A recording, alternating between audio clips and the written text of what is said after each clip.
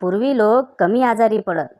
मुख्य कारण म्हणजे आधी लोक जेवण घरी करत आणि संडासला बाहेर जात.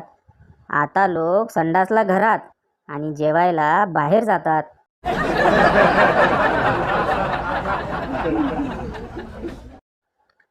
दवाखान्यात पेशंटला भेटल्यावर प्रतिक्रिया. अमेरिकेत get well soon, Britain wishing you a speedy recovery. आणि आपल्या भारतात ह्या आजारामुळेच आमचे एक चुलते वारले.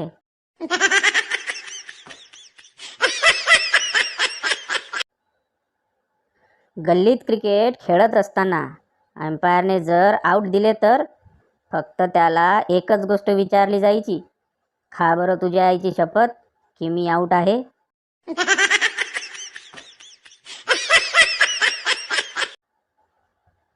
आज मी चेहऱ्यावर एका बाजूला डव लावला आणि दुसऱ्या बाजूला आईने कानाखाली लावली, तर आईने कानाखाली लावलेली बाजूच जास्त चमकत होती.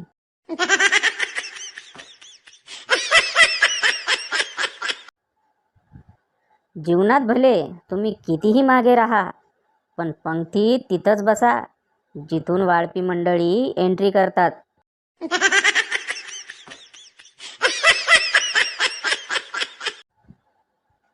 वरण भाताच्या जेवणाला लोक घरातील लहानांना पाठवतात आणि बोकड्याच्या जेवणाला म्हणतात मला जावं लागे, नाहीतर त्यांना राग येईल.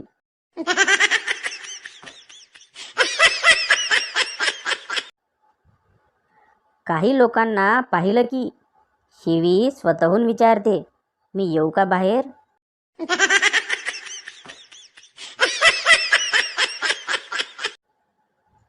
मास्तर, गण्या तू मोठेपणी कोण होणार.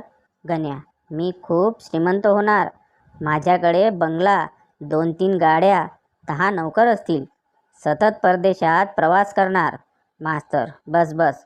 मास्तर, आता पिंकी तू सांग, तू मोठेपणी कोण होणार. पिंकी, गण्याची बायको.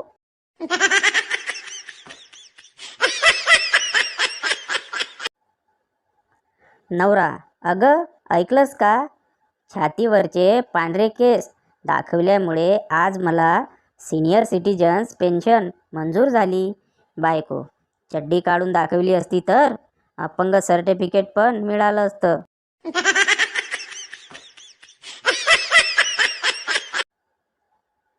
गणू बायकोला घेऊन पहिल्यांदाच सासूरवाडीला गेला. त्याचे खूप स्वागत करण्यात आले. 5 पक्वाने बनवली होती.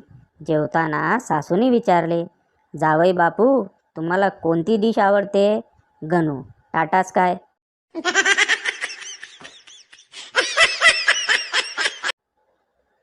सुहागरात हा एक असा इंटरव्ह्यू आहे जिथे आपल्याला फ्रेशर असल्यासारखं वागावं लागतं, भलेही तुमच्याकडे कितीही वर्षाचा अनुभव का असेना.